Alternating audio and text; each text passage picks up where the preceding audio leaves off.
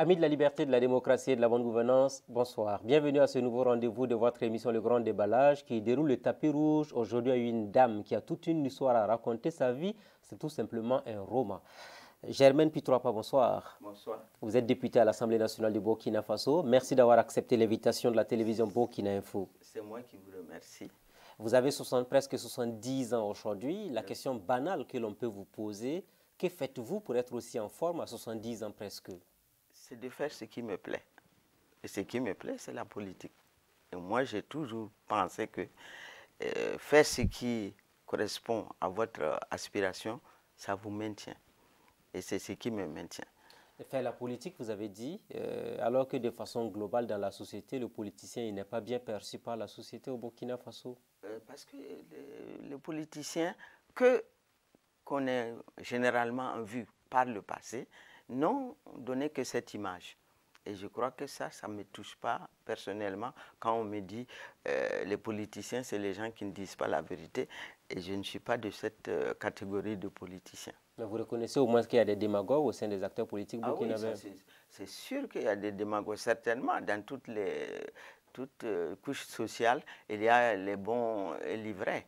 Mais c'est surtout l'histoire du Burkina qui a amené des hommes politiques qui, à un certain moment, n'ont pas voulu dire la vérité et n'ont pas assumé leur rôle d'homme politique et de leader. Plus de 200 partis politiques pour un petit pays comme le Burkina. Est-ce qu'on a 200 manières de développer un pays comme le nôtre? Certainement pas. C'est surtout ce qu'on dit. Et c'est pour ça que je suis d'accord avec le président de l'Assemblée nationale qui dit qu'il faut qu'on révise cette situation. Parce que ça n'a pas de sens. Vous appelez parti politique des gens qui peuvent à peine remplir une cabine téléphonique ou alors c'est une famille entière. Moi, je connais à la PMP, une famille, le papa a son parti, le fils a le sien, la femme aussi a le sien. C'est quoi? Ça n'a pas de sens. Est-ce que ce sont les subventions qui les amènent à faire les subventions de l'État? Je suppose. Mais dans cette révision, on va mettre des règles. On ne dit pas d'interdire les partis, on met des règles claires. Mais les règles sont connues. Est-ce que le multipartisme qui fait partie des articles intangibles de la Constitution peut être vu aujourd'hui au Burkina Faso? Ce n'est pas le multipartisme, c'est la naissance des partis qui doivent être revus. Le multipartisme, on ne remet pas ça en cause. Ça peut être bien perçu quand les partis ont un programme, représentent une alternative, quelque chose de différent de ce qui existe. Donc vous voulez dire qu'il y en a qui ne méritent pas d'être des responsables des partis politiques dans ce pays? Il y a des partis qui ne méritent pas d'être appelés partis. C'est des associations à la limite de parents d'élèves. Ils réunissent cousins, mamans, femmes et enfants et ils disent qu'ils ont un parti. Moi, un parti, c'est un parti qui participe à la vie de la nation, qui anime le débat politique. Vous en connaissez combien qui animent le débat politique? En dehors de ce que nous voyons tous les jours. Vous en connaissez combien? Qui sait que Prit Naya existe? Par exemple. Qui sait que Convergence de, je ne sais pas quoi, de Hubert Bazé existe? Apparemment, vous vous attaquez aux partis qui étaient avec vous, qui n'y sont plus. Voilà. C'est moi ce que je connais. Il y a d'autres partis, je ne connais même pas leur nom, qui sont soit dans l'opposition, soit dans la majorité présidentielle. C'est un fourre-tout, la PMP. C'est un fourre-tout. Donc vous dénoncez la composition actuelle de la PMP? Moi, à l'heure actuelle, la vie politique, la PMP, je dis que c'est un fourre-tout. Et j'ai toujours dit, c'est un fourre-tout. On ne sait pas qui est qui fait quoi avec qui. Mais comme nous sommes en savane, on sait très bien que la plupart d'entre eux, ils n'ont de parti que le sigle. Donc pour vous, en somme, la PMP est une coquille vide alors? Personnellement, pas une coquille vide, puisqu'il y a des vrais partis à l'intérieur de la PMP. Mais le nombre montre que c'est un tigre en papier. Le nombre, comment on peut avoir 100 partis et puis on ne définit même pas ce que c'est qu'un parti? Il y a parmi les 100 et quelques partis, il y en a combien à la PMP qui animent la vie politique? Alors, aux dernières nouvelles, on était à 104 partis politiques au niveau de la PMP. Est-ce que ces 104 partis politiques-là font vraiment leur rôle? Parce qu'on a vu récemment le président du Faso qui était en difficulté. Et pratiquement, ils étaient tous dans le silence absolu. Non, ils n'ont pas de soucis, puisque pour eux, la politique, c'est aller là où le plus fort, du côté du plus fort, ou aller là où il y a le pouvoir. La plupart des partis politiques qui composent la PMP, c'est ça, que Blaise soit, que Roch soit en difficulté, que Blaise soit en difficulté. On a vu en 2014 que Blaise qui se vantait, qui remplissait recto verso, je ne sais même pas quoi, les stades, etc. On sait très bien que ces partis-là, aujourd'hui, la plupart se retrouvent, soi-disant, dans la majorité présidentielle. Vous contestez cela? Pardon? Vous contestez cela? Moi, je leur conteste le droit d'être appelés partis. Parce qu'il faut leur dire, il faut faire comprendre à la majorité de ceux qui sont autour du président que c'est parce qu'il est au pouvoir. Si jamais, aujourd'hui, il va compter ses amis, si jamais aujourd'hui, ce qui ne va pas arriver, c'est ce que j'ai dit, c'est nous avons peur seulement, sinon il n'y a rien. Il n'y a rien. On ne peut pas être réélu avec 57% et ne pas appliquer son programme. Blaise Compaoré en 2010 avait été réélu avec 80%, mais on connaît la suite. Mais on connaît, non, 80%, combien de votants? Combien? Mais il y avait 24%. Oui, mais soyons réalistes. Aucun président au Burkina n'a eu 2 millions de suffrages directs pour être président du Faso depuis 1991. Les chiffres sont là, sont connus de tous. Mais la participation est beaucoup plus élevée qu'au temps de Blaise, où il a fait 24% de participants et à 80%. Il n'y avait aucun risque là. Il n'y avait aucun risque. Il y avait quelle compétition? À vous entendre, vous minimisez aujourd'hui cette mobilisation sociale, cette colère populaire contre le président Kaboré. Non, je ne minimise pas. C'est légitime, c'est logique que les gens soient. Mais je ne minimise pas le fait qu'il est contesté. Je minimise le rôle des partis politiques qui se disent membres de la majorité. De vous à moi, vous avez vu combien de ministres, ou bien qui se disent, ou du moins combien de partis qui se disent de la majorité, qui sont sortis pour poser le problème, analyser la situation. En dehors de l'UNIPS, MPS aujourd'hui, en dehors de ça, vous avez combien de ministres? 31 ministres. Et vous avez que des ministres qui vont pour inaugurer les chrysanthèmes. Un ministre qui est nommé et qui passe tout leur temps à des parrainages. Vous en voulez aux membres du gouvernement actuellement? Moi, la plupart d'entre eux, oui. Oui, ils ne jouent pas leur rôle de ministre. On les nomme. Ils passent leur temps à des parrainages, ça veut dire quoi? Donc ils ne doivent plus parrainer les cérémonies encore. Je n'ai pas dit qu'ils ne doivent pas, mais c'est la plupart des ministres que je vois, c'est lors des parrainages. Quelle décision, quel est leur apport par rapport à l'évolution de l'application de la politique du gouvernement? Il n'y en a pas. Comment on peut aller parrainer des associations, d'ailleurs que je les soupçonne de créer eux-mêmes? C'est eux qui suscitent ces associations-là, qui après maintenant font des activités et ils vont les parrainer. Moi, je ne donne pas de nom, mais nous sommes au Burkina, on sait qui fait quoi avec qui. Il ne faut pas nous prendre pour ce que nous ne sommes pas. Est-ce que c'est ce qui fait aujourd'hui que ça ne marche pas au Burkina Faso? Ce qui ne marche pas au Burkina, de mon point de vue, on n'applique pas la loi. OK? La loi elle doit être appliquée dans tous ces... Moi, je ne demande à personne de faire la révolution. On demande d'appliquer la loi. Quelqu'un est en faute, il est puni.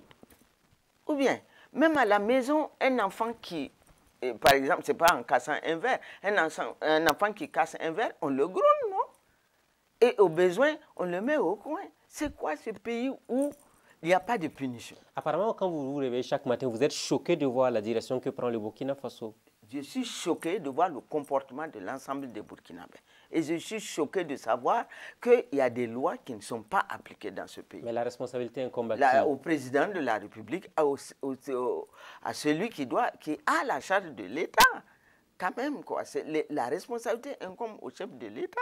Est-ce que vous dites maintenant, c'est plus que jamais le moment pour le président de balayer autour de lui, de nettoyer totalement toutes ces personnes qui ne lui servent pas? Dans tous les cas, il n'a qu'à appliquer la loi, y compris dans son entourage. C'est aussi simple que ça.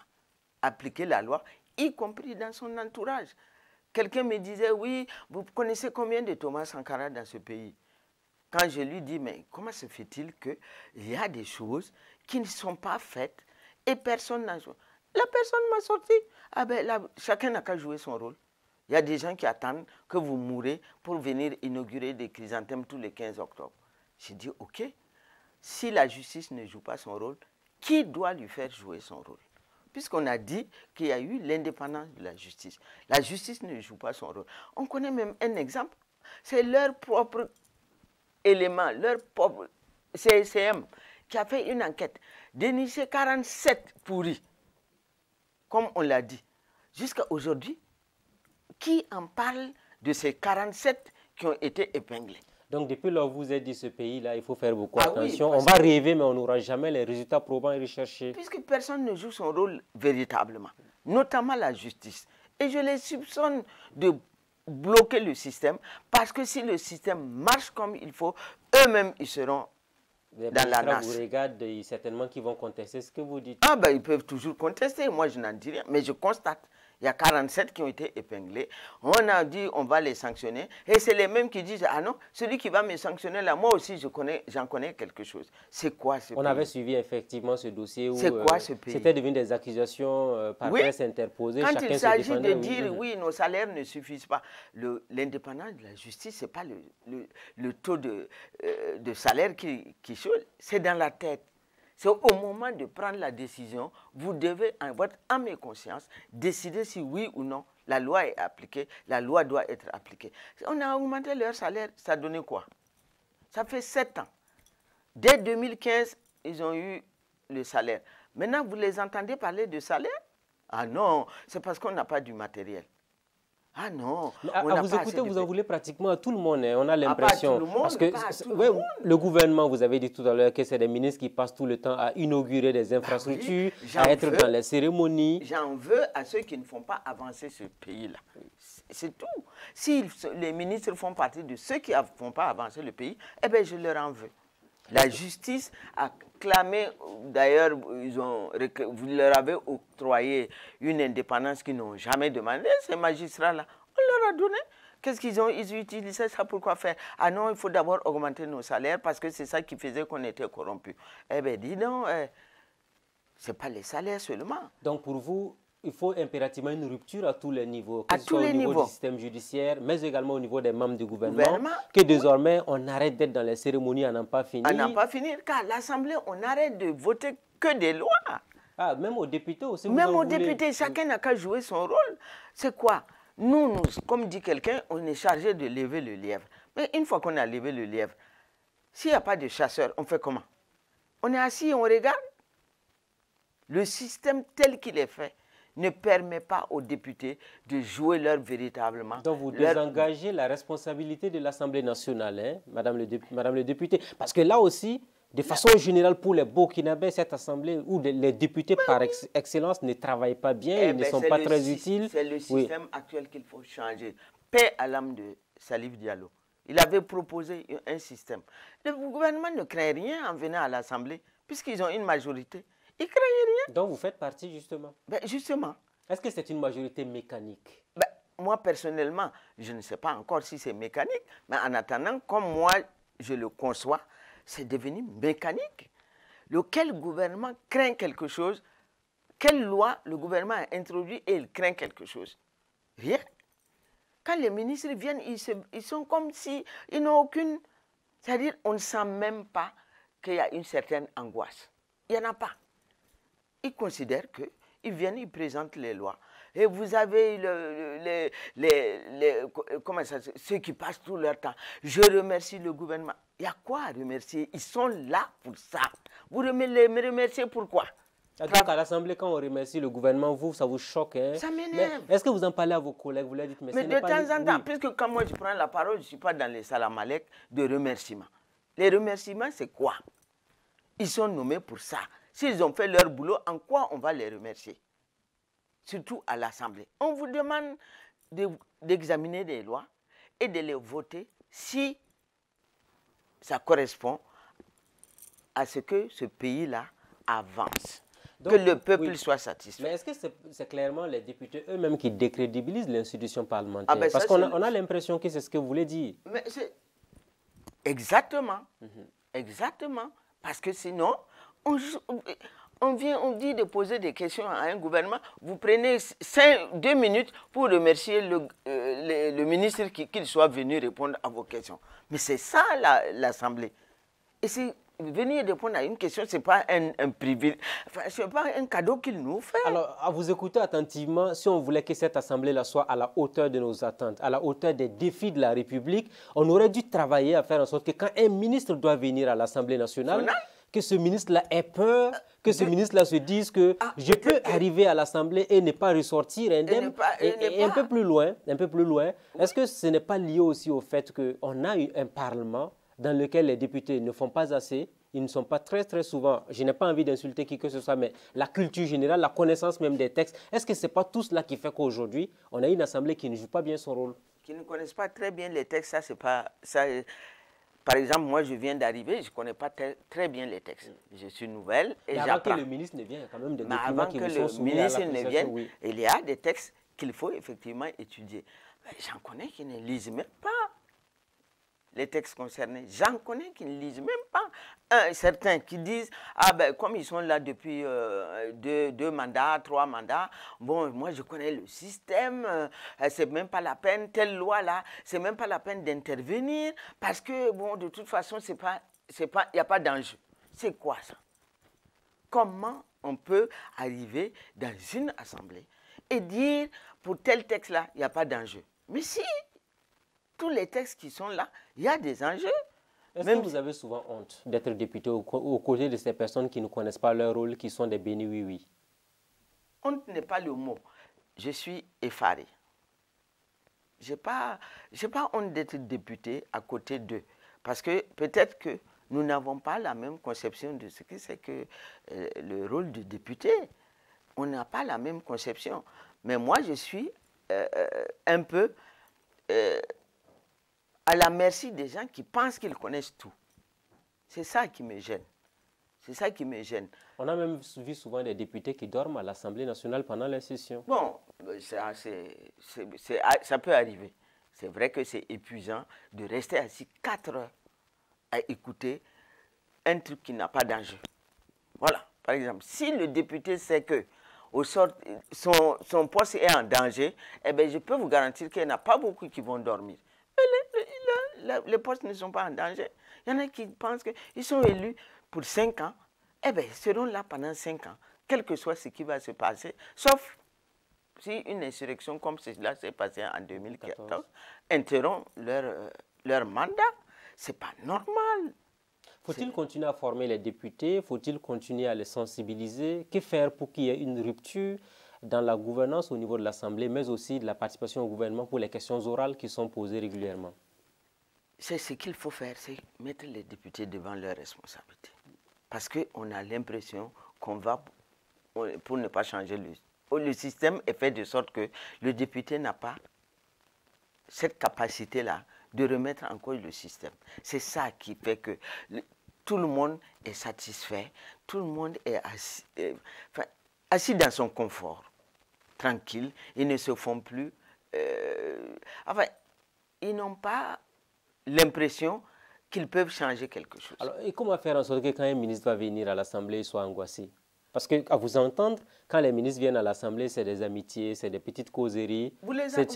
C'est du formalisme républicain et puis on passe à autre chose. Et ça me gêne. Si on peut changer le système tel qu'il est aujourd'hui, vraiment, ça serait une bonne chose. Mais tel que c'est là, non, on ne peut pas. Le ministre, c'est normal qu'il n'ait pas peur, puisqu'on ne peut pas sanctionner quoi que ce soit.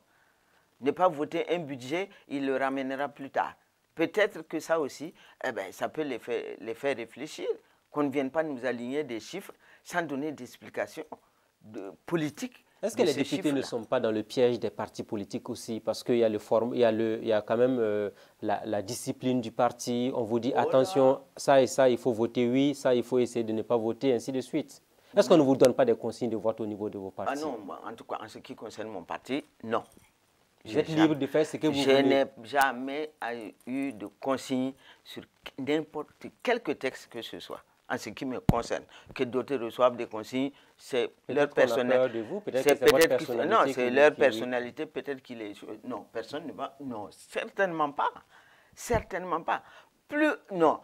D'ailleurs, si on me donne une consigne de vote, c'est en ce moment que peut-être que je ne vais même pas voter dans le sens où la personne veut.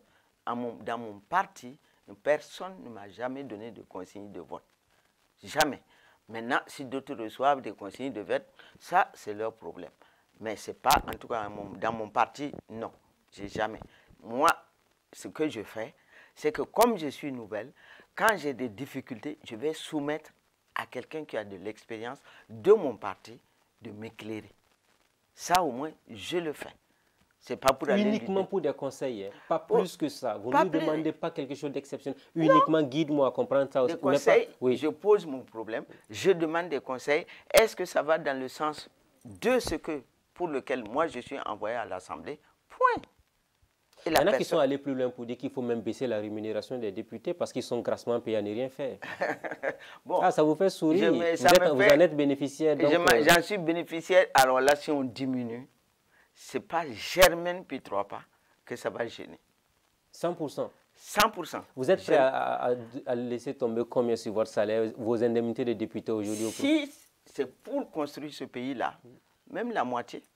Même la moitié. Même la moitié. Et aujourd'hui, c'est combien que vous percevez en tant que député? Je ne vais pas vous donner un chiffre. Mais vous pouvez le donner à vous. Je pensais que vous étiez une personne qui n'avait rien à cacher. En tout cas, personnellement, oui. Moi, je perçois 1,3 million. 1,3 million par mois. Par mois. C'est beaucoup quand même. C'est beaucoup. Oui. C'est beaucoup. Mais c'est rien par rapport à ma retraite que je perçois. Pour avoir travaillé 38 ans, ou c'est 38 ans, dans un pays où... Donc c'est un bonus en fait pour vous? Pour moi, à la limite, c'est un bonus. Ça, c'est vrai. Mais pour certains, ce n'est pas un bonus. Notamment, je pense aux députés qui sont dans les provinces. Il ne faut quand même pas oublier que ce travail-là, ce n'est pas tous qui ne le font pas auprès de leurs militants, auprès de ceux qui... La question de la redevabilité, repartir vers la base, tout le temps rendre compte de ce qu'on fait comme travail. Je pense que la plupart vont le faire, le font, et franchement, je n'aimerais pas être à leur place. Parce que ça demande beaucoup de travail. Germaine Pitroapa qui en veut donc aux ministres qui ne font pas bien leur travail, qui en veut aussi aux députés qui ne font pas très bien. Et des ministres qui sont là, assis dans leur confort. Ils sont là depuis 7 ans. Une arrogance qui me choque. Arrogance, le mot est lâché. Oui, vous pensez qu'il y a des ministres qui ne sont pas respectueux des citoyens et du peuple burkinabé actuellement? Non, c'est-à-dire qu'ils ont un comportement pour dire, de toute façon, c'est nous. Ce comportement me frise. Il y a des ministres, je ne donnerai pas de nom, qui sont assis dans leur confort et qui considèrent qu'ils ne risquent rien, quel que soit le gouvernement qui va arriver. C'est quoi ça? Qu'est-ce que vous reprochez de façon spécifique au gouvernement? Comment on peut être dans un ministère, on ne demande même pas aux les gens que vous gérez d'être à l'heure. Être à l'heure à son poste, ça suppose que le ministre est à l'heure. C'est quoi ça? Dans ce pays-là, comment on peut faire comprendre à quelqu'un qu'il est payé pour travailler de 7h30 ou 8h30, je ne sais pas comment, qu'il est travaillé pour payer de 7h30 à 16h. Pourquoi on peut permettre à un DIRCAP, sous prétexte d'aller à une réunion, aller garer sa voiture au bord de la route pour prendre une bière? C'est quoi ça? C'est quoi ça? Qu'est-ce que c'est qu'un système dans lequel on n'exige rien de quelqu'un? Ponctualité, rigueur. La ponctualité, la rigueur dans le travail. On vous confie. Et l'exemplarité doit venir d'en haut. D'en haut. Oui. On vous confie, allez-y. On vous confie un dossier. Vous avez un délai pour le présenter. Si le ministre, au bout du délai, constate que vous n'avez pas fait le boulot, il peut vous demander quand même pourquoi. À notre temps, eh bien, quand on vous confiait, quand on m'a vous confié un dossier, vous avez le droit à lui poser 2 questions.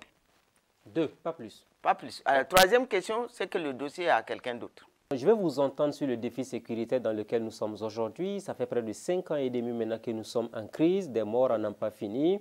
Oui. Vous êtes député, vous avez interpellé le ministre de la Défense sur le sujet. Après cet exposé, est-ce que vous vous dites qu'il y a une lueur d'espoir ou nous avons encore du travail à faire à ce niveau-là? Il y a lueur d'espoir, mais le travail doit continuer. y a une lueur d'espoir. Pourquoi? Parce qu'il faut, d'après ce que le président vient de dire, nous, à travers nos questions, nous avons découvert qu'il y a des dysfonctionnements inacceptables. Pour que ces dysfonctionnements ne se répètent pas, ce n'est pas le nombre de morts à Inyata qui est le problème, on en a eu plus. Mais c'est la façon dont on a laissé mourir, ou moi j'appelle ça laisser mourir, des gamins qui avaient faim. Qu'est-ce qui peut expliquer ce dysfonctionnement-là? Ce n'est pas possible. Ok, on a eu 160 morts. Ce n'est pas le nombre. Mais ça aurait été même 10 gendarmes qui sont morts à Inyata. C'est inacceptable. À plus forte raison, 53. Ce n'est pas le chiffre qui est important, c'est la manière. Celui qui est à l'origine de ce dysfonctionnement-là doit être sanctionné. J'apprends dans des conversations que celui à qui on a demandé de venir et qu'il a refusé de venir est quelqu'un qui a un dossier. Il a déjà un truc qui le poursuit. Depuis, et il est dans l'armée, il est toujours dans l'armée. Ah, donc même dans l'armée, il faut faire également un nettoyage nécessaire. Mais dis donc, par rapport en tout cas à ce que nous voyons, il faut d'abord faire dans l'armée. Ce n'est pas possible. Ce n'est pas possible, c'est dans l'armée. Ce dysfonctionnement, si on me dit que c'est des civils qui ont fait le dysfonctionnement, mais qu'on les sanctionne. Mais apparemment, c'est déjà dans l'armée. On ne peut pas faire du neuf avec de l'ancien. Ces 12 généraux-là. Dites-moi, moi je n'en connais pas. Dites-moi combien on fait école de guerre pour avoir leur galon de généraux. Dites-moi. J'en connais un, on a demandé à ce qu'il aille à l'école de guerre. Il a dit non, non, c'était pour l'éloigner du pouvoir. Il a refusé. Et aujourd'hui, il est général. Et il pavane avec sa tenue de léopard. C'est quoi? Sur les 12 là. Depuis 2015, j'étais convaincu qu'il faut les mettre à la retraite anticipée. Et donner la place aux jeunes. Et mettre la place de ceux. Quand même les jeunes qui sont venus empêcher le général Félon de remettre en cause le système démocratique vers lequel on devait y aller en 2016. Là. Ces jeunes-là. 2016. Yeah. Bon, ces jeunes-là. Pourquoi on les laisse sous la responsabilité des généraux qui ont voulu justement renverser le système? J'aurais appris qu'à un moment donné, il était question même de les sanctionner. Parce qu'ils ont outrepassé leur rôle. Comment on peut faire ça?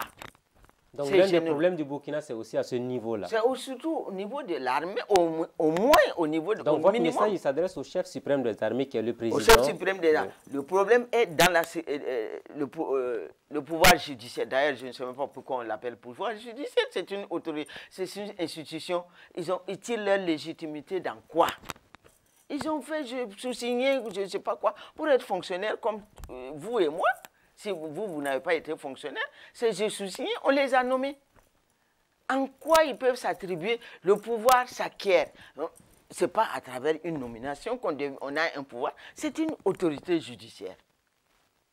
Et leur rôle, c'est de faire de sorte que le troisième pilier du pouvoir fonctionne. Pourquoi ça ne fonctionne pas? Et personne n'est inquiété. Alors, on regarde la crise sécuritaire chaque jour qui passe avec son lot de morts. Avec son lot de morts. Oui. Et on est assis. Je ne dis pas qu'ils sont assis. Les hommes de terrain, les hommes qui sont au combat ne sont pas assis. Mais les responsables qui doivent donner, les encourager, d'être avec eux, leur permettre, parce que nous ne viendrons jamais à bout de ce terrorisme-là, que militairement. On le sait très bien.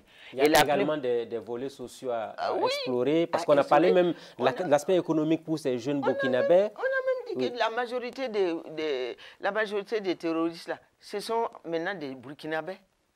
C'est qu'il y a un problème. Il y a un problème. La majorité, c'est des burkinabés. Par exemple, moi je vous dis, la forêt de l'Est à l'Est, par exemple à Pama, pour que traverser cette forêt-là, ici vous n'avez pas de guide, vous avez toutes les chances de tomber sur un fauve. Comment se fait-il que des djihadistes aillent s'installer dans un certain espace s'ils ne sont pas guidés par quelqu'un. S'ils ne sont pas guidés par quelqu'un, on arrête même des gens.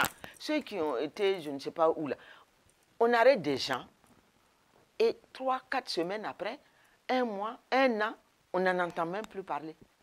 Celui qui faisait le trafic de carburant, vous pouvez m'expliquer pourquoi c'est à Kaya que les jeunes, soi-disant, sont sortis pour empêcher le convoi de passer? Pourquoi? Parce que c'est là-bas l'opérateur économique qui faisait le trafic et qui a ravitaillé les trucs là. Ce n'est pas un opérateur économique de Kaya? Il n'y a pas d'amalgame que vous faites par là? Non, moi je ne fais aucun amalgame. Pourquoi? Pourquoi c'est là-bas que c'était... Chacun de nous n'a qu'à se poser des questions. Vous avez vu les jeunes qui ont exprimé leur ras-le-bol, ils disent qu'ils ne veulent plus. Oui. Leur ras-le-bol, c'est leur droit. Je ne demande pas plus que ça. Je n'ai jamais demandé qu'on interdise aux jeunes d'exprimer leur ras-le-bol. Par rapport à quoi? Ils peuvent me dire que les camions qui quittaient Kaya, personne n'a vu ces camions-là quitter Kaya, ravitailler, aller dans les frontières, etc., etc. Ils peuvent me dire qu'ils n'ont pas vu. Deuxième opérateur économique aussi a été arrêté. Qui en parle? Pourquoi? Mais il y a quand même un procès en cours, on va attendre de voir l'issue de ce procès. Le procès en cours, le peuple souvent a l'impression qu'on lui cache des choses. Si le procès est en cours, on communique là-dessus. Pour faire toute la lumière. Pour que les gens quand même sachent que rien, c'est pas, on ne fait rien.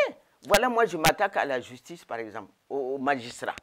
Mais si je savais qu'il y a un magistrat qui travaille sur ce dossier et qui bientôt communique, comme par exemple Yoda de temps en temps communique, pourquoi les autres ne communiquent pas? Et c'est nécessaire parce que ça permet de rétablir la confiance avec la justice. C'est très important. Mais je vais vous entendre parce que ce qui nous revient, c'est que le verre est dans le fruit. Et dans ce cas-ci, qu'est-ce qu'on fait? Faut-il faire appel à nos ressorts anciens pour repartir sur de nouvelles bases? Parce que les Burkinabés qui vivaient de par le passé ensemble se retrouvent à prendre des armes contre d'autres Burkinabés aujourd'hui.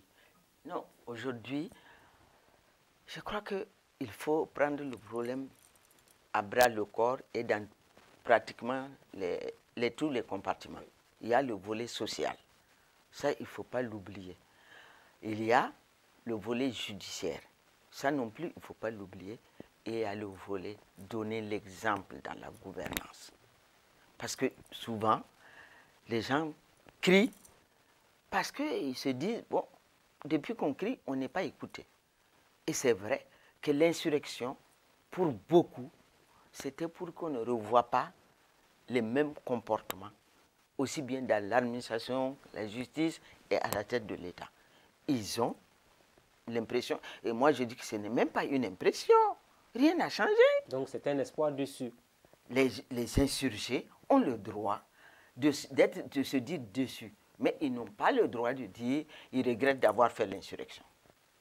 Ce n'est pas possible. C'est une victoire du peuple qu'il faut tout le temps saluer au passage. Saluer à tout moment. Alors, je vais vous entendre sur actuellement donc, le déroulement du procès Thomas Sankara. Vous êtes parmi les témoins. Vous avez été choqué de voir certains témoignages et on vous a vu totalement énervé à un moment donné contre certaines personnes. Malheureusement, pour moi, je ne suis pas témoin parce que je n'étais pas là le 15 octobre.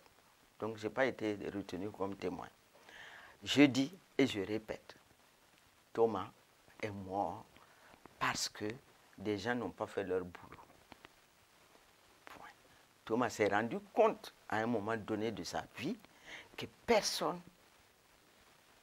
dans son entourage immédiat et ceux qui pouvaient n'ont rien fait, n'étaient prêts à mourir pour lui. C'est la seule explication. Les traîtres, ce n'est pas uniquement ceux qui ont tiré sur Thomas. Les traîtres, c'est ceux qui avaient les moyens, qui pouvaient et qui devaient le protéger et qui n'ont rien fait. J'ai entendu ces déclarations. Qu'est-ce que vous avez fait? Non, je n'ai rien fait. Vous pouvez m'expliquer comment un ministre de l'administration territoriale, de l'intérieur, les oreilles, les yeux d'un système ont fait un coup d'État aussi sanglant. Tuant même un de ses cousins, il ne dit pas ça. Il ne dit pas qu'il est le cousin de Thomas. Pas parce qu'ils sont issus de la même famille, mais c'est le papa de Thomas qui l'a inscrit à l'école, Nongma. Lui et son petit frère. Nongma Ernest. Nongma Ernest, c'est le papa de Thomas à Gawa qui les a mis à l'école. Il est l'actuel maire de Tema Bokin. Il est l'actuel maire de Tema Bokin. Oui, S'il veut nier, il n'a qu'à dire. Il est presque de la famille. Ce n'est pas possible. On tue le chef de l'État dans les dispositifs de la sécurité dans ce pays au moment de la Révolution. Le dernier rempart, c'était qui? Un des derniers remparts. Il y avait les tirs, il y avait les CDR. Et il a commencé par lui. La sécurité du chef de l'État. Comment on tue, on massacre, et comme par hasard, le ministre qui était l'œil et l'oreille du chef de l'État, ah non, non, pour le moment, lui, il est assis dans son bureau. Apparemment, quand vous écoutez les témoignages, vous êtes choqué parce que finalement, la vérité n'éclatera peut-être pas dans ce procès. Parce que je ne sais pas s'ils ont... c'est ce que je dis, je reprends la formule de Rawlings. Les traîtres, ce n'est pas ceux seulement qui ont tiré sur Thomas. Il y a ceux qui pouvaient faire. Je donne l'exemple du chauffeur de Thomas qui allait voir Sanou. C'est lui qui nous a raconté, moi je n'ai pas inventé. Venu le voir et dire, je vais mourir avec Thomas. Je serai parmi les cadavres. Le petit est venu appeler au secours. Quelqu'un qui avait les capacités de venir lui donner un coup de main. Il n'a pas bougé. Et nous expliquer que non, depuis une semaine, lui ne pouvait plus rentrer en contact avec le conseil. Et tu ne bouges pas. Et tu ne te lèves pas pour aller au conseil, pour justement réclamer, dire pourquoi je ne peux plus rentrer en conseil. Il a assis dans son... chez lui, le lion qui se pavane tous les 15 octobre. Oui, le lion a fait, etc., etc. Le lion est venu nous dire que lui n'était pas en rébellion. Dans son témoignage, il a dit qu'il n'était pas en rébellion. Pourquoi il pavanait? Il n'était pas en rébellion. On a même arrêté Moussibila, ce que j'ai appris. On a arrêté Moussibila parce qu'on disait qu'il était en connivence avec le lion pour renverser le système. Mais le lion nous a dit devant le tribunal que lui n'était pas en rébellion. Qu'il a dit, quand il a appris la mort de Thomas, qu'il a dit aux hommes de déposer les trucs. La révolution, certes, c'est Thomas qui l'incarnait, mais la révolution était à sauver. Parce qu'on a l'impression que quand vous rentrez chez vous chaque soir, vous vous dites... Oh, ça me rend malade. Malade. J'endors pratiquement... Il y a beaucoup qui aujourd'hui parlent de Sankara alors qu'au temps fort de la chute de Sankara, ils n'ont absolument rien fait. Vous avez même parlé de certaines personnes qui sont venues dire qu'il y a des contre-vérités. Des contre-vérités. Par exemple, on prend le médecin personnel du chef de l'État, Yeboinsan. Vient dire au tribunal, on lui pose la question. Quand vous avez appris que le président, comment se fait-il que... Ah ben non, moi je ne suis pas des individus. Thomas est un individu. Il est député à l'Assemblée comme vous. Oui, c'est pour ça que je tiens à ce que les gens sachent qu'à l'Assemblée, il ne faut pas que des gens comme ça revendiquent soi-disant les trucs de la révolution. À chaque 5 minutes, Achille Tapsoba, Mourana, je ne sais pas qui, lui, Yeboinsan, au temps de la révolution, nous avons... Si au temps de la révolution, c'était aussi bien, comment avoir participé à rectifier ce que vous appelez les dérives de la droitière du chef de l'État? Comment? Si ce n'est pas de la lâcheté et de la récupération. Pourquoi? Et vous pensez que certaines personnes à un certain âge doivent dire la vérité? Parce qu'on on n'a même pas besoin d'attendre. Le minimum, c'est décharger sa conscience. Moi, je ne reproche à personne d'avoir collaboré ou de choses. C'est un choix. Ce que je leur reproche, c'est le mensonge. C'est le mensonge. Je leur reproche le mensonge aujourd'hui pour se faire passer pour ce qu'ils n'ont pas été et ce qu'ils n'ont pas eu le courage de dire et de faire. Est-ce une manière indirecte pour vous de falsifier l'histoire du Burkina par rapport au comportement de certaines personnes? Pour moi, c'est de la falsification. Pour moi, ce n'est pas moins que de la falsification. Vous dites que vous aviez contribué, etc., etc. Yeboinsan sait que c'est Thomas Sankara qui allait le chercher à Dakar, même s'il militait dans un parti qui, soi-disant, MLN ou bien le PAI. Mais c'est lui qui allait le chercher. Ramener. Comment Yeboinsan va dire que le CNR n'était pas structuré? On allait le chercher pourquoi? Hein? Ce n'était pas structuré. Konaté Issa, qui vient nous dire, par exemple, le Yeboinsan, je reviens à Yeboinsan. Lui, vous en avez... Non, parce que je les connais, parce que nous avons cheminé ensemble. Yeboinsan, lui, on lui confie les CDR après que Pierre Ouedraogo ait dit que lui, il n'est pas partie prenante de ça. Et dans au même témoignage, il nous dit que la réunion qui les avait réunis, il y avait l'adjoint de Pierre Ouedraogo. Il peut m'expliquer pourquoi on n'a pas remis la responsabilité à Pierre Ouedraogo plutôt qu'à lui? Pourquoi c'est lui qu'on a désigné pour reprendre les structures CDR? Pourquoi? Mais il faut que les gens acceptent de dire oui. Oui.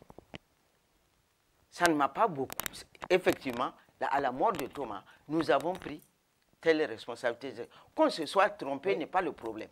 Vous avez parlé de Boigny-Issa. Issa Dominique Konaté aussi. Issa Dominique Konaté vient et nous dit, oui, on avait dit que la révolution continuait. Non, mais ça, c'est un truc qui me frise. Quand un ambassadeur, par exemple, comme Moussibila nous dit, oui, Blaise m'a dit que la révolution allait continuer. Comment? Un homme intelligent, un homme ayant travaillé à l'avènement de la révolution, peut penser naïvement, soi-disant, que on a dit que Thomas est mort, mais que la révolution continue. Quelle révolution? Pourquoi on tue Thomas pour que la révolution continue? Parce que ce que vous voyez sur le terrain, dans ces différents témoignages, apparemment vous êtes très choqués par cela, toutes les personnes qui passent, ils ont eu à collaborer à un moment donné avec Blaise Compaoré au lendemain de la Révolution. Mais qu'ils l'acceptent, qu'ils l'assument. Mais ne pas venir nous dire que c'est parce qu'il y avait ça que eux, ils ont accepté la mort de Thomas. C'est comme si c'était le double meurtre de Thomas Sankara qui se jouait à ce procès. Oui. C'est ça que je leur reproche. Quand même, comme ils aient la décence de dire Basile Guissou était devenu le griot du CDP ici. C'est pour ça que j'ai relevé les contradictions. Il est sorti de prison. À RFI, il a déclaré que non, lui n'a pas été torturé. C'est son droit s'il n'a pas été torturé. Quelqu'un aussi l'a dit, je n'ai pas été torturé. C'est son droit de dire, mais tu ne viens pas dire au tribunal après que, après la chute de Blaise, que non, lui, il était traîné dans les cailloux. À quel moment il ment? Au sortir de prison ou bien c'est devant le tribunal? C'est cette formule de « je n'ai jamais été torturé » qui a fait que lui et Valère ne se sont plus jamais adressé la parole jusqu'à la mort de Valère. Et il le sait. Il était devenu le griot du CDP. Il suffisait de critiquer mais toutes ces personnes aujourd'hui se réclament de la révolution de Sankara. Oui. Mais c'est ça qui m'agace, c'est ça qui me fatigue. Qu'ils se baladent pour des jeunes qui n'ont pas connu cette période-là. Leur faire comprendre, leur faire dire, oui, moi j'étais ça, moi j'avais fait ça. Mais non, pendant les 27 ans, qui visiblement ont remis en cause le système révolutionnaire-là, vous avez fait quoi? Ne mentez pas aux jeunes. Vous avez contribué. Moi, c'est ce que je dis. On va condamner les militaires. Parce que c'est vrai, c'est eux qui tenaient le fusil. Mais des civils ont travaillé. Ils ont facilité l'avènement. Ils ont facilité la coup d'État de Ça a permis même dans leur première déclaration de dire que Thomas était minoritaire, même au sein des groupes révolutionnaires. Quelqu'un peut m'expliquer pourquoi? Apparemment, quand on vous écoute, certains ne sont pas mieux que Jean-Baptiste Ouedraogo qui a sorti sa part de vérité. Ils ne sont pas mieux. Ils ne sont pas mieux. En quoi ils sont mieux? Pour moi, ils ne sont pas mieux. Surtout des camarades que moi j'ai connus, avec lesquels j'ai partagé des souffrances, des choses que nous avons, auxquelles nous avons consacré notre jeunesse et notre adolescence. Ce n'est pas possible. Un grand absent, c'est Valère Sommet, paix à son âme. Mais vous dites, si lui, il était là quand même... Si Valère Sommet était là, Basile n'allait pas oser dire ce qu'il a dit à l'Assemblée. Konaté ne va pas oser dire. Il essaye à travers les radios pour dire oui, Valère Sommet, j'ai eu entretien avec Valère Sommet, quelque quoi avant, je ne sais pas quoi. J'ai dit, mais vous ne citez que des morts. Il y a des vivants. Citez-les. Citez-les.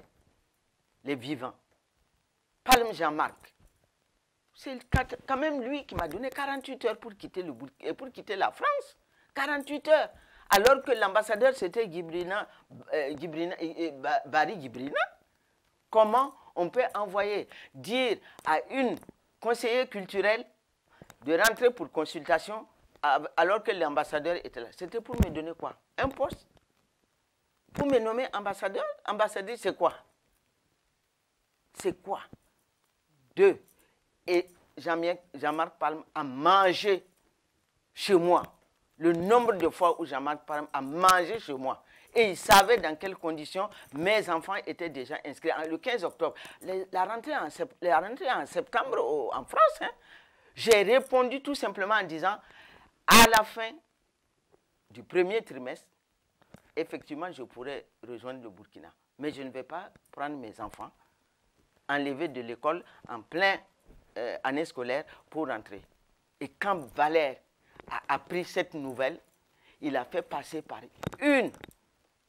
Bon, malheureusement, la sénatrice, l'assistante de la sénatrice, elle est décédée. Je ne sais pas si l'autre aussi est décédée. Elle a fait parvenir un mot. Germaine, tu restes là où tu es, parce que ceux qui ont tué Thomas, ce ne sont pas des hommes, c'est des animaux. Ah oui. Tu restes là où tu es. Ah, le mot, il est fort, hein? Clairement, c'est ce qui a été dit. C'est ce qui m'a été dit. Et si mes archives, si je ne me perds pas dans mes multiples déménagements, c'est le mot qui m'a été. Germaine, tu ne bouges pas de là où tu es. Est-ce que vous avez un message pour ces anciens, là, ces personnes âgées qui continuent de témoigner et pourvu qu'ils continuent de dire des contre-vérités? Moi, ce que je leur demande, de soulager leur conscience. C'est tout. Soulager leur conscience pour que leur famille, que leurs enfants, leurs petits-enfants n'aient pas un jour à baisser la tête. C'est tout ce que je leur demande. Dites-nous pourquoi, après l'assassinat de Thomas, vous avez accepté des justifications qui frisaient l'indécence. Thomas était un misogyne. Comment Alima Traoré, qui était président de l'UFB, avec Kambou Véronique, peuvent avoir dit que Thomas était un misogyne? Moïse Traoré, ils sont tous là. Comment ils peuvent avoir accepté que Thomas avait volé de l'argent? Issa Kenderbego, j'espère qu'il est là où il est. Oui, le défunt Issa Kenderbego. Issa Kenderbego, j'espère que quand je vais les rejoindre, je les trouverai toujours debout. Issa Kenderbego, parce que c'est lui qui allait, soi-disant, fouiller la chambre de Thomas, soulever pour montrer aux journalistes, voilà le lit dans lequel votre révolutionnaire dormait. Pour dire qu'il y avait Alidou Ouedraogo. Il était de ceux qui étaient devant RFI, dans toutes les radios, pour dire qu'il y avait une valise d'argent cachée. Alidou Ouedraogo, le même? Le même Ouedraogo qui est assis. J'espère que nous nous reverrons là-bas. Et moi, je les trouverai debout, en train de demander pardon à Thomas. Qu'il en soit ainsi. Alors, il ne reste plus beaucoup de temps. Vous et Thomas Sankara, c'est une longue histoire. Oui, c'est une longue histoire, mais pas très longue. Pas très longue. Vous l'avez connu par le truchement de Valère Sommet, justement. Mais vous retenez de Thomas Sankara ce grand homme-là? Un homme entier. Un homme entier. Un homme capable, pour qui, par exemple, la souffrance d'autrui lui était insupportable. Mais entier.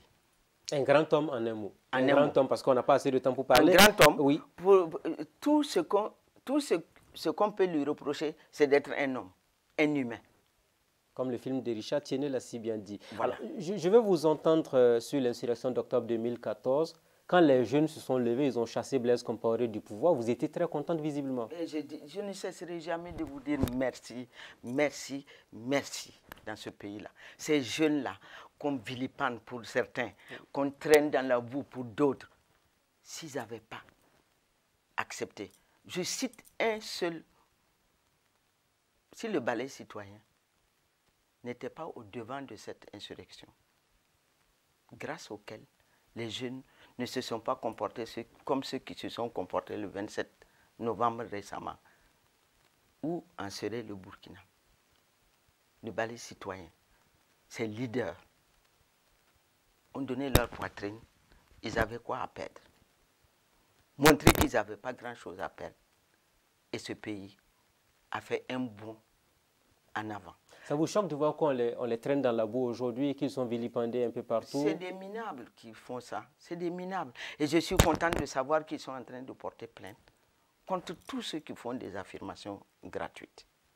Je suis contente que dans ce pays-là, les gens commencent à payer pour ce qu'ils disent et qu'ils ne peuvent pas prouver.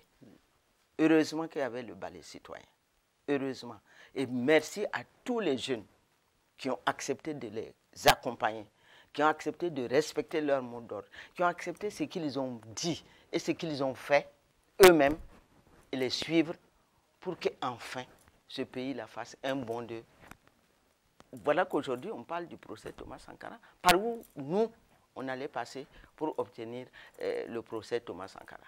Je suis en train de me défouler grâce à vous sur des gens que je considère comme pour avoir trahi Thomas et de se vanter de l'avoir trahi.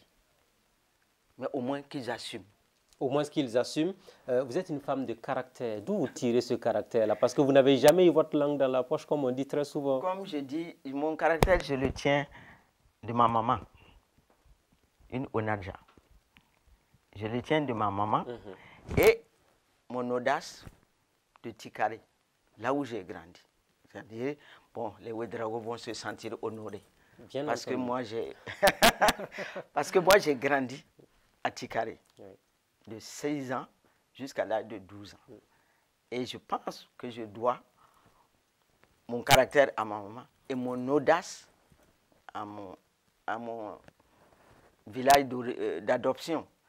Et en même temps, ma culture à mon oncle, Oba Amidou. Parce que sans lequel, j'aurais jamais été à l'école. On se rappelle que vous avez toujours été là aussi quand il a fallu créer des mouvements. Le mouvement du 21 juin 1978, on termine l'émission par là. Vous avez senti qu'à un moment donné, tout le monde n'avait pas, c'est comme on le dit très souvent, on dort ensemble mais on n'a pas les mêmes rêves. Voilà. Et à ce moment-là, vous avez commencé à dire aux gens, vous n'êtes pas dans le libre, comme disent les uns et les autres, on slalom entre le faux et le vrai pour pouvoir s'en sortir. Pour pouvoir s'en sortir. Et les survivants de cette période-là ne perdent rien à attendre. Moi, je les attends tous. Touré Idrissa est encore vivant. Qu'un jour, il veuille mener un débat avec moi sur un plateau de radio. Je les connais tous. Tous. Si ceux qui se disent rouges là, je peux leur donner le nom de tout le comité central de ce qu'ils appellent le PCRV. Des anciens en tout cas. Je peux leur donner la liste. Et je vous donne une anecdote. Pendant la Révolution, un des leaders, paix à son âme, qui est le parrain de ma première fille, est allé rendre visite à ma grand-mère quand j'étais au commissaire et qui s'inquiétait parce que, bon, au commissaire à Coupéla, on disait que le Sapillement, donc le chef de Coupéla, était un homme redoutable. Et elle s'inquiétait qu'on m'ait envoyé dans ce village-là. Et ce grand homme, paix à son âme, est allé rendre visite à la grand-mère parce qu'effectivement, nous avons grandi plus ou moins ensemble, lui à Paspanga, moi à Dapoya, mais comme il venait ses amis et lui, ils venaient nous faire la cour, c'était comme si. Et il est venu rendre visite à cette grand-mère-là, Tiombiano Boari, à Dapoya, pas loin du barrage de Tanguay. Et pendant qu'il était là, pour la rassurer, Thomas est arrivé à pied. Parce que lui aussi, il venait rassurer ma grand-mère. Parce qu'il a appris que ma grand-mère s'inquiétait pour ma présence à Kupela. Et il est venu, il a rencontré ce fameux clandestin qui disait qu'on les pourchassait. Ali Doucet, de qui je parle? Paix à son âme. Si lui, il avait survécu, le Burkina aurait pris un autre tournant. Je peux vous assurer, en plus de Thomas, le Burkina aurait pris un autre tournant. On ne serait pas dans des calomnies telles que ça se passe aujourd'hui au sein des enseignants, au sein des chercheurs, etc., etc. Et Thomas les a rencontrés. Et au sortir, avant de partir, il a dit, vous n'êtes pas nos ennemis, vous êtes des adversaires. Pourquoi on va vous en vouloir au point que vous vous cachez? Vous êtes des adversaires, pas des ennemis. Nos ennemis sont assis là où nous savons et nous irons les chercher. Paix à son âme. Si c'est lui qui avait survécu après cet accident-là, avec Nama Germain, le Burkina n'aurait pas... Est-ce que vous pouvez donner son nom rapidement? Aimé Ninkema. Aimé Ninkema. Oui. Un grand homme. C'est un grand homme. Vous parlez de lui avec beaucoup oui, d'émotion parce que oui. S'il n'était pas mort, il y a des choses qui ne me seraient jamais arrivées. Jamais. Que ce soit dans mon foyer, que ce soit ailleurs, que ce soit social. Si Aimé n'était pas mort, il y a des choses qui ne me seraient jamais arrivées. Et ce pays allait faire un grand bond. Vivement que l'histoire puisse juger chacun et le mettre à sa place. Heureusement, j'espère. On va s'arrêter là pour aujourd'hui. Merci à vous. Merci. L'émission, c'est 1 heure, c'est pas beaucoup parce que vous avez tellement de choses à dire. Tellement, oui, j'aurais plaisir à revenir vous voir parce qu'il y a des hommes qui méritent qu'on parle d'eux. Et ces hommes-là, ce n'est pas ceux-là qui se baladent aujourd'hui, réclamer, je ne sais pas quoi. Je dis, la mort de ces 2 hommes m'ont privé, donc je dirais 3. Valère Sommet, ils m'ont privé de... Je n'ai pas encore pu pleurer le deuil de Thomas parce que je n'ai pas eu le temps de lui dire qu'il est le grand frère que j'aurais voulu avoir. Mais à Valère, j'ai eu le temps de lui dire. Donc je considère que lui, j'ai fait son deuil, mais pas Thomas. Que les âmes reposent en paix. Voilà, et c'est pour ça que je trouve que me faire venir aujourd'hui, ça m'a permis, et en même temps que le procès se passe, je suis aux côtés de Mariam, pas parce que c'est Mariam, hein, parce que moi-même j'ai besoin de quelque chose là-bas, qui va sortir de ce tribunal-là, pour que je puisse faire mon deuil. Parce que je n'ai pas eu le temps de lui dire qu'il était le grand frère que j'aurais voulu avoir. Mais pourtant, il m'a traité comme une petite sœur. Et ces petites sœurs, si un jour vous avez l'occasion de les rencontrer, vous allez leur demander comment il traitait ses petites sœurs. Et Thomas, moi j'ai besoin de ce procès pour faire mon deuil. Pouvoir, je pense, lui dire qu'il est le frère que je n'ai pas eu, que j'aurais souhaité. Que son âme repose, que leurs âmes reposent en paix. Reposent en paix et que Aimé Ninkema me dise, c'est vrai, le Thomas qui m'a rencontré chez Boari, c'est celui que j'ai retrouvé. Et je sais qu'ils vont me le dire. On s'arrête là aujourd'hui. Merci, Merci à vous. Merci pour ces témoignages assez édifiants. Merci beaucoup. Amis de la liberté, de la démocratie et de la bonne gouvernance, ainsi prend fin le rendez-vous de ce jour. Merci à tous de nous avoir suivis. Rendez-vous la semaine prochaine avec un nouvel invité. Bonsoir chez vous.